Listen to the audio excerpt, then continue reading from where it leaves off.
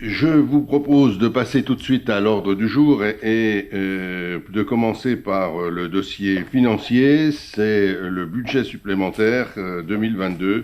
Nous avons adopté le 31 mars dernier le budget principal. Comme chaque année, il nous faut aller vers un budget supplémentaire.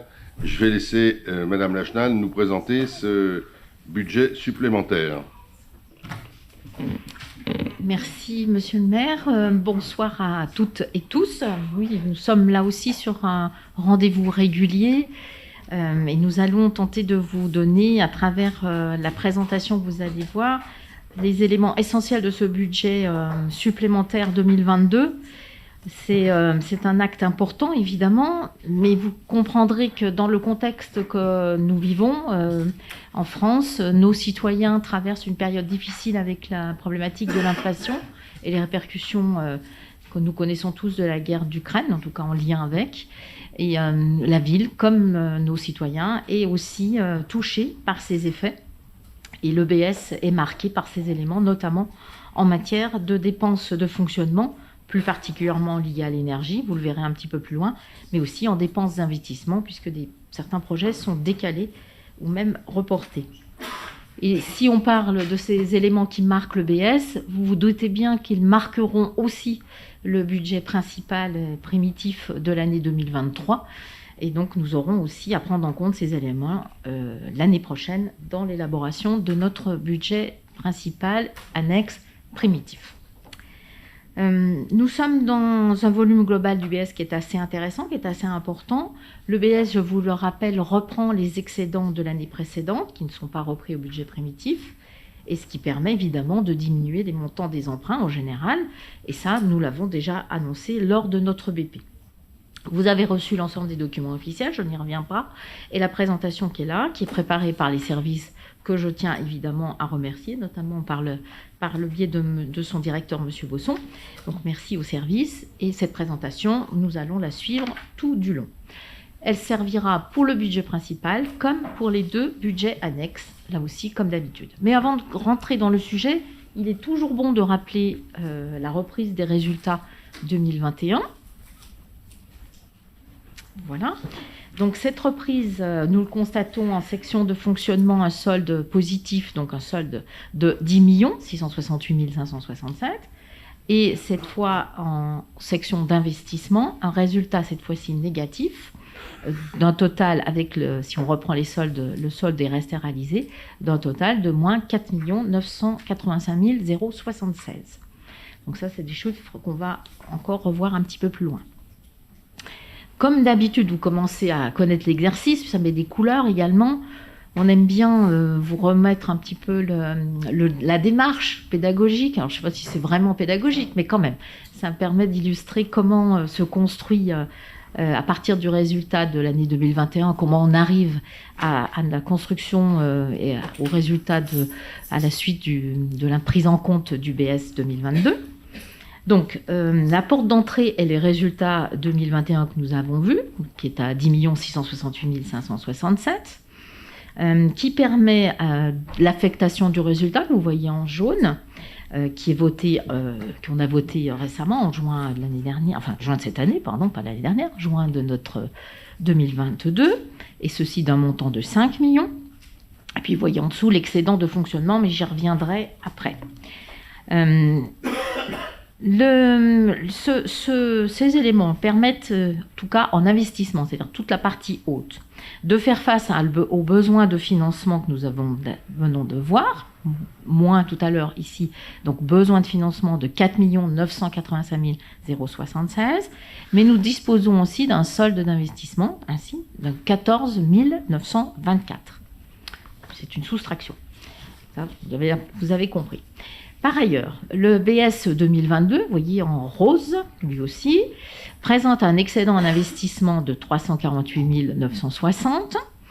Ce BS présente en fonctionnement, toujours en rose, juste en dessous, un besoin de financement de 1 48 067. Et en agrégeant les éléments, solde d'investissement et solde 22, nous avons un disponible d'investissement après l'introduction du BS de 363 884, c'est la petite case verte. En agrégeant si on redescend, si on agrège l'excédent de fonctionnement qu'on a vu tout à l'heure de 5 668 000 et le besoin de financement en fonctionnement de 1 048 000, nous obtenons un autofinancement complémentaire. On dit complémentaire, c'est qui s'ajoute à celui que nous avions dégagé déjà au BP, de 4 620 500.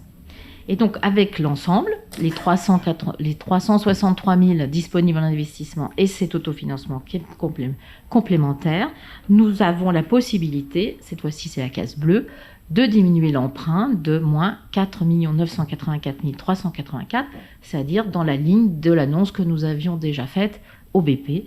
Et c'est toujours satisfaisant puisque c'est moins impactant sur notre niveau d'endettement. Voilà, donc c'est toujours une illustration qui nous semble intéressante. Et puis, c'est en couleur, c'est sympa. Si nous rentrons plus particulièrement dans le vif du sujet, c'est-à-dire la présentation générale du BS cette fois 2022, vous avez là l'équilibre complet. Donc, nous trouvons les grands équilibres. Et vous avez un BS 2022 qui s'équilibre à 18 802 000, vous voyez en dessous. En section de fonctionnement, nous avons l'équilibre entre la section les dépenses et les recettes à 6 369 000. Et en section d'investissement, évidemment, l'équilibre se fait avec la prise en compte des restes à réaliser. Donc on est à 12 millions, un peu plus de 12 433 000, je crois. Voilà. Si nous passons plus particulièrement aux dépenses de fonctionnement. Les dépenses de fonctionnement, là aussi, vous allez voir, c'est un peu ce que j'ai annoncé en introduction, elles sont marquées rapidement, vous le voyez tout de suite quand on regarde les différents chapitres. Entre le chapitre 011 et le chapitre 012, vous voyez tout de suite les éléments qui marquent ce BS, tant par l'augmentation des fluides et de l'énergie, que aussi par des annonces positives au niveau des charges de personnel, mais je vais y revenir. Les dépenses réelles atteignent 1 748 982. Elles sont à 3,7% des dépenses inscrites au budget principal. Et bien dans la slide qu'on voit là, vous voyez l'impact sur le chapitre plus particulièrement 11 et le chapitre 12. Si je m'attache aux charges à caractère général et plus particulièrement à ce qu'on appelle les achats, vous avez une augmentation qui est importante à 18%, 693 057 €, et vous avez principalement là-dedans l'énergie, l'électricité avec plus de 530 000 € d'augmentation. Vous imaginez que si c'est déjà 530 000 sur un BS, il va falloir prendre compte cette augmentation aussi pour l'année entière de l'année prochaine, à moins qu'il y ait des améliorations d'un coup, mais on ne se fait pas d'illusions. Donc des répercussions qui seront importantes en année pleine. Il y a aussi dans cet élément-là des prestations liées au marché de la restauration, mais je n'y reviendrai pas, je n'insisterai pas plus. En ce qui concerne les services extérieurs, nous sommes particulièrement sur la démolition du Petit Prince, pour illustrer des choses qui se font, sur des 195 645 € sur l'ensemble de ce compte service extérieur. Nous avons également des éléments autour de la fourrière, la convention en taille qu'on a vu ici en conseil, des charges de copropriété, des frais d'entretien de voirie à hauteur de plus de 63 000, des frais de formation à plus de 40 000. Si nous allons sur les autres services extérieurs, rapidement, on tombe sur des fêtes et cérémonies, des publications, des honoraires et des frais de nettoyage. Donc on est sur 195 575 €. Donc là aussi, quelques augmentations, mais encore de façon raisonnable. Des impôts et taxes, je n'y reste pas. Et venons aux charges de personnel. Vous savez que là, nous sommes sur une augmentation de 340 000 €, avec 1,2% à peu près. C'est principalement, évidemment, et c'est quelque chose de positif, n'y voyez pas une remarque de ma part en disant encore des dépenses. Au contraire, c'est quelque chose qu'on attendait depuis longtemps. Nous sommes sur l'intégration de la hausse du point d'indice, plus 3,5% à partir de ce mois de juillet. Et donc là aussi, comme la réflexion pour l'énergie, nous sommes sur une application sur les derniers mois. Et cette application sera importante sur l'ensemble de l'année prochaine. On est aussi sur une période qui c'est pour ça que je dis que 340 000, ça couvre quasiment ça. Nous sommes aussi sur une période, ça arrive à une période où on n'est pas tout à fait dans le type de recrutement qu'on voudrait. Il reste des postes encore à pourvoir, mais j'espère que les choses seront moins tendues l'année prochaine.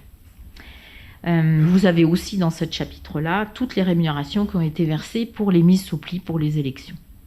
Les atténuations de produits, sur principalement des remboursements sur des taxations sur les résidences secondaires, pour des personnes qui en fait n'auraient pas dû être taxées. Donc on est vraiment sur un système qui s'ajuste. Je pense que l'année prochaine, les choses seront plus claires avec 25 000. Là. Les autres charges de gestion courante, principalement la subvention du CCAS à hauteur de 74 500 et des reversements aux autres collectivités, toujours pour les élections et les mises sous pli. Les charges financières qui viennent ensuite avec les intérêts, principalement les intérêts de la dette, avec 15 000. On est surtout sur des éléments assez exceptionnels en lien avec les intérêts courus non échus. Et nous tombons évidemment derrière sur le virement de la section d'investissement, l'autofinancement complémentaire que nous avons évoqué tout à l'heure à 4 620 500. Donc nous atteignons un autofinancement pour l'année globale, donc de plus de 8 323 394, ce qui est proche, légèrement moins, mais proche quand même de 2021. Soit donc un montant total de dépenses de fonctionnement à 6 639 489. Voilà les éléments essentiels des dépenses. Pour les recettes, nous sommes cette fois-ci sur des recettes qui représentent 6 millions, 600, au total évidemment en fonctionnement pour l'équilibre, 6 639 489. Les recettes réelles auxquelles on va s'attacher atteignent 700 921. C'est un peu plus de 1,3%, 37 exactement, 1,37. Nous trouvons les produits de gestion courante qui sont en baisse. On est sur des ajustements en fait du forfait post-stationnement. On avait certainement mis une chose un petit peu plus trop forte sur le BP. Et puis il ne faut pas oublier que j'espère que nous aurons quand même des résultats supérieurs.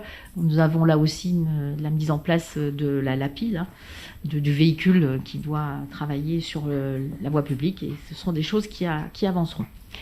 Les impôts et taxes, des bases notifiées qui sont un peu plus favorables que les prévisions, donc 99 000 de plus. Et évidemment, tout ce qui tourne autour du droit de mutation, des taxes additionnelles, des droits de mutation qui sont jamais faciles à prévoir, puisqu'elles sont toujours un peu décalées, mais on a 100 000 également de plus. Le 74 en dotation et participation à 551 921, des dotations de l'État en augmentation, et puis cette fameuse dotation nationale de péréquation dont nous pouvons bénéficier. Nous sommes toujours à la limite, c'est pour ça qu'on est très prudent au BP, nous avons confirmation et ça rajoute 400 000 euros dans cette partie-là. Et enfin, d'autres participations de l'État pour nous rembourser une partie des frais liés à la mise sous pli pour les élections. Nous trouvons enfin les résultats reportés à 5 668 568. Et voilà, je crois que c'est à peu près ce qui compose l'essentiel de cette recette de fonctionnement. Nous pouvons passer à l'investissement. Les dépenses d'investissement sont arrêtées, comme vous le voyez, pour la partie d'équipement, à moins 657 474. Alors, il ne faut pas croire que d'un seul coup, on fait beaucoup de choses en moins. Il faut savoir qu'on est vraiment sur une grosse opération qui a été reportée. Cette opération, je vais vous en parler après, mais c'est facile à dire. C'est une opération qui est décalée dans le temps pour des raisons techniques, qui doit être complétée techniquement. C'est la passerelle au-dessus de l'Arve qui se fait en partie avec Annemasse Agglomération. Donc c'est un report de plus d'1 million. Donc c'est sûr que ça fait tout de suite une différence sur le montant. Je fais une lecture rapide parce qu'on va aller un peu plus en détail après. Les immobilisations corporelles pour moins 24 000, les acquisitions pour 233 832, les immobilisations en cours ou travaux pour moins 85 000, les opérations pour moins 782 000, et on va y revenir après. Je vais peut-être passer sur la slide de détail pour les dépenses d'équipement. Donc, évidemment, une annonce négative, mais quand vous voyez ce qui se fait, on est quand même sur des choses importantes, et nous irons en ordre décroissant, et nous irons dans le négatif derrière, sur la slide d'après.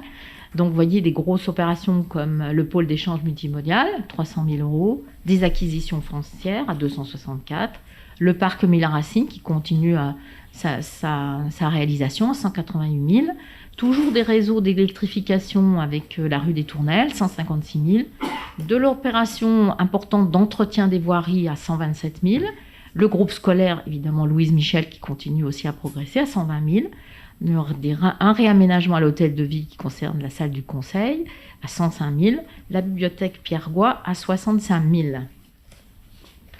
Et puis, nous tombons évidemment derrière sur les éléments négatifs, toujours en ordre décroissant. Donc, la passerelle dont je viens de vous parler, qui nous fait basculer dans le négatif pour le chiffre global, à 1 300 000. Des acquisitions foncières qui sont reportées, qui ne sont pas prêtes, à 265 000. C'est simplement parfois des éléments techniques qui ne sont pas prêts et qu'il faut décaler. Des réfections différentes à 90 000.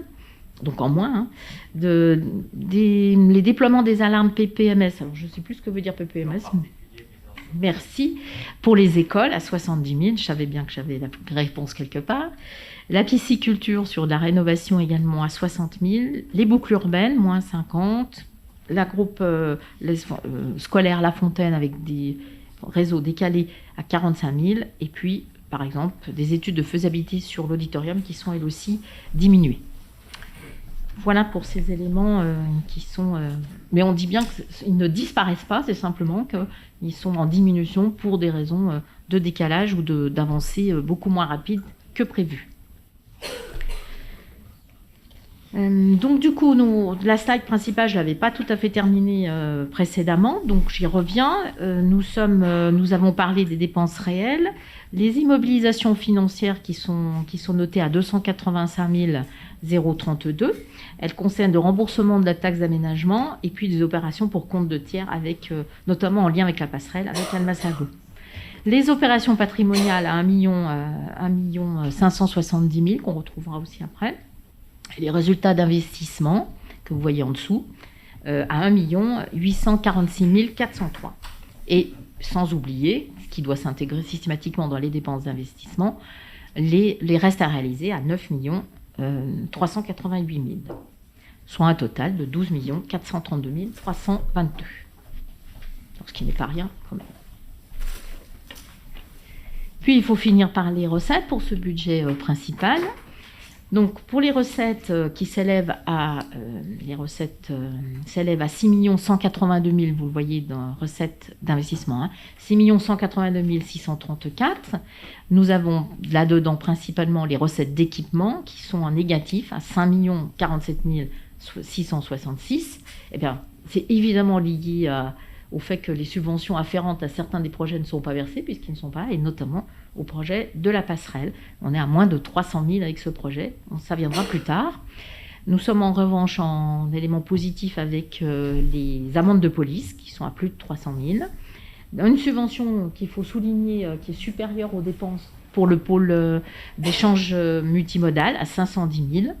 Et puis différentes autres subventions liées au contrat d'État logement, ou encore des éléments décalés avec le fonds du contrat départemental d'avance et de solidarité, qui sont des montants qui se décalent. Comme annoncé tout à l'heure, les emprunts et dettes assimilées, nous avons une diminution de 4 984 384, et c'est des éléments qui sont extrêmement importants pour l'équilibre global de notre budget. Les recettes financières à 5 39 800, avec une dotation pour la FCTVA, l'excédent forfaitaire, l'affectation du résultat, en fait, avec les 5 millions que nous avons vus tout à l'heure en début de présentation, et nous avons aussi 19 800 qui sont là-dedans pour le remboursement de l'avance l'aérodrome. Restent les écritures d'ordre derrière, avec l'autofinancement complémentaire à 4 620 000, et les opérations patrimoniales, je dis chaque fois, les opérations patrimoniales qu'on retrouve systématiquement en dépenses et cette fois-ci en recettes. Je ne sais pas pourquoi, c'est peut-être le ruban rose, je sais pas. 1 570 000. C'est triste. Bon, voilà pour le budget principal. Nous passons peut-être au budget annexe directement. Au moins qu'il y ait des questions, je ne sais pas. On va peut-être procéder dans l'ordre. Hein. Donc, sur ce budget supplémentaire, budget principal, est-ce que vous avez des interventions ou des questionnements? Oui, Monsieur Gaconnet. Oui, bonsoir à tous. Oui, de toute façon, le budget supplémentaire était effectivement lié aussi à tout ce qu'on a pu vivre au quotidien, notamment avec les augmentations énergétiques. Enfin voilà, tout ce que subit nos concitoyens, les communes le prennent de plein fouet également, donc beaucoup de choses s'expliquent. En revanche, vous êtes très vite passé sur l'aspect de la fourrière, qui là, pour ce coup, est un choix politique. On avait évoqué un audit, bon, on l'a jamais eu, peut-être que vous souhaitez le garder, mais parce qu'en plus la semaine dernière j'ai vu. D'accord. Mais toujours est-il que la semaine dernière, effectivement, j'ai vu un véhicule privé enlever une voiture de la voie publique, et de cette vision en découlent plusieurs questions et interrogations. Aujourd'hui, donc, c'est un privé qui enlève les véhicules, donc je pense qu'il facture, contrairement à ce qu'avant c'était géré par nos agents, donc forcément le coût existait, mais était dilué dans les salaires de nos fonctionnaires, de nos agents. Donc ce qui se passe aujourd'hui, c'est qu'un prestataire privé retire la voiture et donc il facture. Annemasse n'est pas une ville rurale, c'est-à-dire que pour retrouver les propriétaires, c'est pas une chose forcément toujours aisée. C'est-à-dire qu'il y a beaucoup de véhicules ventouses, notamment, et des véhicules qui n'ont plus de carte grise et autres, et j'en passe. Ce qui veut dire que finalement, la ville ne peut pas récupérer dans une grande partie des cas tous les frais qui sont liés à l'enlèvement de ces véhicules. Sans compter que je me suis un tout petit peu renseigné, donc il y a au minimum 6 jours de garde qui sont également facturés, plus une destruction.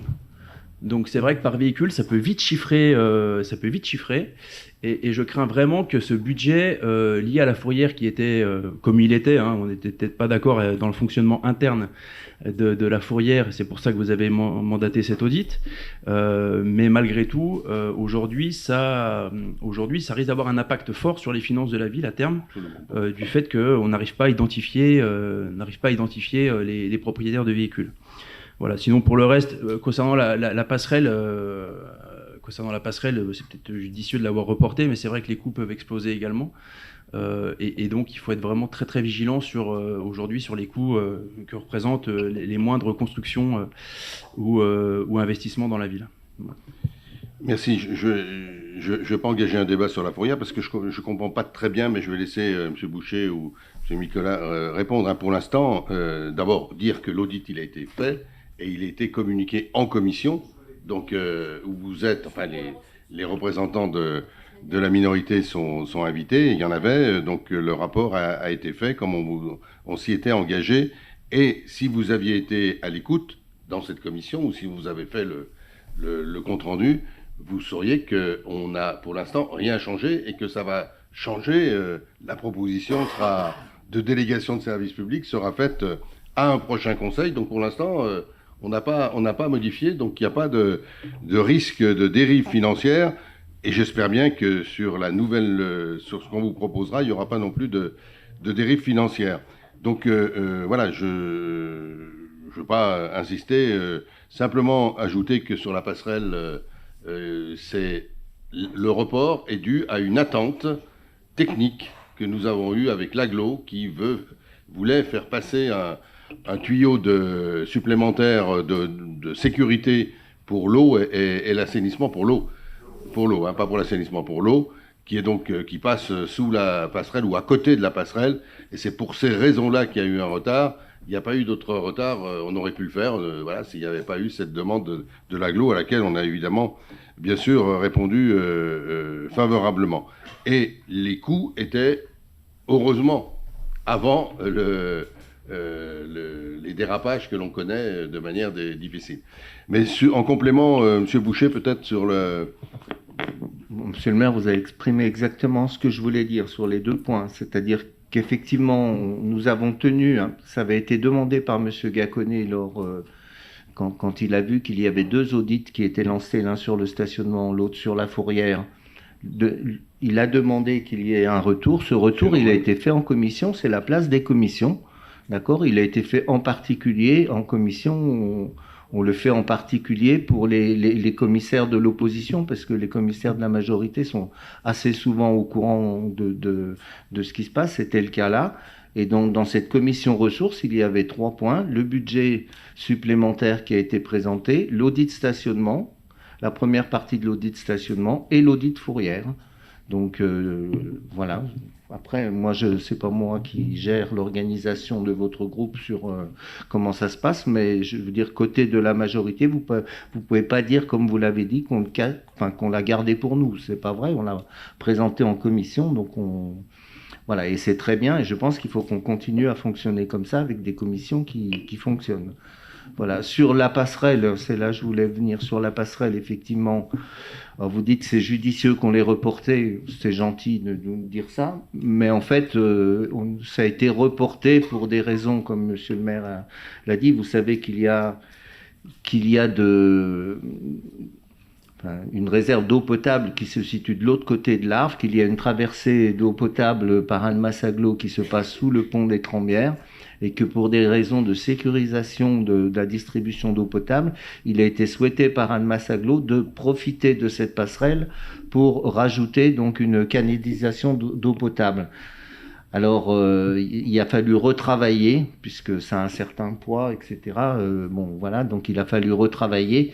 Et puis, on ne peut travailler sur l'Arve pas indépendamment de son cours et de la hauteur de ses eaux. Donc, il a été décidé de reporter ce projet qui est prêt à démarrer. Hein. Les choses sont très avancées. C'est Robert Burniard donc, qui s'en occupe.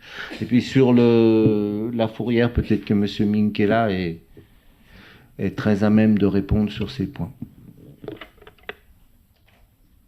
Oui, M. Minkela, et puis après je redonnerai la parole à Mme. J'étais pas parti pour répondre, puisque c'est effectivement pas vraiment à l'ordre du jour, mais il y a au moins un point sur lequel on peut répondre, c'est le fait que les frais de destruction des véhicules existaient déjà avant. Enfin, il n'y a rien de nouveau par rapport à ça. On avait déjà ce problème avant, ça continue, et ça continuera après. La réalité est celle-là.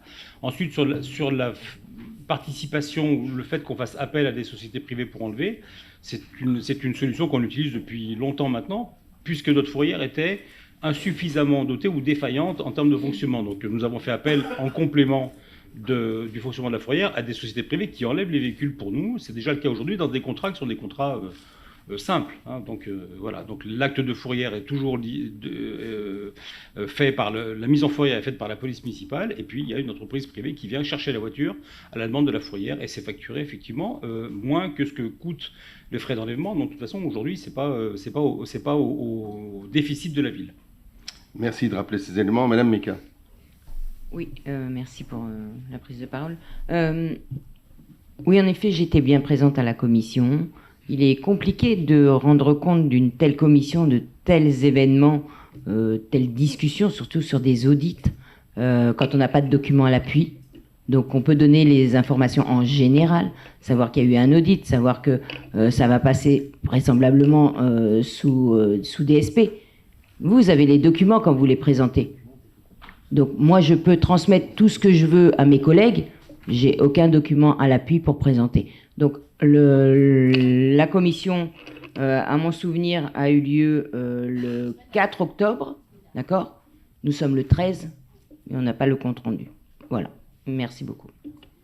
Oui, mais ça, c'est la manière de fonctionner. Et personne ne met en cause... le compte-rendu, vous l'aurez très vite, bien évidemment. Vous l'aurez le compte-rendu. Moi, je trouve que, d'abord, là, c'est tout à fait normal que l'opposition pose des questions sur un angle certain. Je pense que sur le budget, on aurait pu, excusez-moi, M. Gaconnet, mais avoir un angle un peu plus général. Et pourtant, vous l'avez fait à d'autres moments, hein, quand on parlait de budget. Moi, je voudrais dire que, d'une part, on est très sensible aux difficultés d'une partie de la population, la plus défavorisée. Hein, c'est bien pour cela que malgré l'augmentation du coût, nous n'avons pas augmenté les tarifs municipaux, en particulier les tarifs de restauration de scolaire ou pour les personnes âgées. Nous avons maintenu les tarifs. Je ne sais pas jusqu'à quand on pourra le faire, mais pour l'instant, on l'a fait et on tient de manière importante. Mais plus largement, je voudrais, parce que c'est des questions qui se posent pour l'ensemble des maires de France, hein, l'association des maires ou l'association des maires des villes moyennes dont on est membre, on discute beaucoup entre élus, toutes tendances confondues, pour dire notre inquiétude sur l'avenir, nos inquiétudes sur la hausse des fluides, hein, bien évidemment, c'est clair, et notamment la hausse de l'électricité, puisque nous, on n'a pas le bouclier, fiscal, hein, pas le bouclier électrique, pardon, et ce besoin, cette limitation, j'espère qu'il y en aura un pour les collectivités. On l'évoque aujourd'hui dans le débat budgétaire national. Et puis la hausse du coût des ressources humaines, tout à fait justifiée, je suis d'accord avec vous, et de l'inflation. Déjà, moi, le directeur financier qui est là, à côté, M. Bosson, nous annonce à situation égale, hein, en gros, un supplément en dépenses de fonctionnement de plus de 2 millions, 2 millions 4, 2 millions 2, 2 millions 4 qui nous attendent. Hein. Voilà, ça va arriver comme ça. Ça sera donc difficile. On a engagé, et je pense qu'on le fera, on l'annoncera d'une manière plus précise une fois que tous les services seront dans le coup, les économies d'énergie. On fera sans doute un point presse pour vous dire exactement comment on a travaillé. Et on aura des choix, notamment en matière de fonctionnement, à faire, alors qu'on sait que les besoins manifestés par la population sont de plus en plus importants. Il y a là une difficulté à gérer de manière importante. Dans les mesures nationales qui sont en cours, dans le budget qui est discuté, on a aussi on a une mesure positive, il faut être objectif, c'est que la DGF ne devrait pas diminuer, voire légèrement augmenter. Voilà, c'est un point intéressant, mais vous le savez qu'on n'a plus de taxe d'habitation et que le PCI, l'AGLO, va perdre la CVAE, qui est en gros les taxes sur les entreprises qui existaient auparavant. Donc les collectivités locales voient leur autonomie financière très fortement diminuer, puisque c'est compensé, mais compensé d'une manière par dotation. Donc les dotations, on dépend de quelqu'un. Voilà. Et donc c'est quelque chose qui peut nous inquiéter dans nos possibilités d'autonomie financière, d'autant plus que contrairement à ce qui avait été annoncé, y compris en campagne électorale, ce qu'on a appelé les décisions de Cahors, puisque c'était un discours de Cahors il y a quelques années, il y a 2 ans, 3 ans, sur l'encadrement des dépenses des collectivités locales. On nous avait dit, il n'y aura pas d'encadrement, on vous laissera libre. Vous assumez, vous savez qu'une collectivité locale ne peut pas présenter un budget en déficit, contrairement à l'État, mais donc on pourra le faire. Et là, on nous annonce pour l'instant, je pense que le débat budgétaire, je l'espère, corrigera les choses, que nos dépenses de fonctionnement ne devraient pas augmenter de plus de 0,5%. En fait, c'est la double peine. D'un côté, il y a des dépenses incompressibles qui vont augmenter, et au total, on nous dit, attention, faites un effort, pas de plus de 0,5%. Et je peux vous dire que là, vraiment, toutes les communes, alors c'est les communes de plus de 30 000 habitants qui sont concernées, on est dedans, hein. Mais toutes ces communes-là se posent des questions sur l'avenir. Donc voilà, moi je me félicite que le budget supplémentaire soit présenté de cette manière-là. On part avec une situation saine, mais qui risque de se dégrader assez rapidement, vu les circonstances, et ensemble, nous aurons sans doute à faire des choix quelquefois difficiles. Je ne voudrais pas cacher ces interrogations par rapport à la présentation de ce budget. Est-ce qu'on peut passer au vote sur ce budget, sur la présentation de Mme Lachenal? Est-ce qu'il y a qui est-ce qui vote contre le budget supplémentaire présenté par Mme Lachenal? Qui est-ce qui s'abstient? Donc merci pour cette unanimité. C'est, au-delà de toute différence, une confiance accordée par tous à la gestion de cette ville, et je vous en remercie très sincèrement.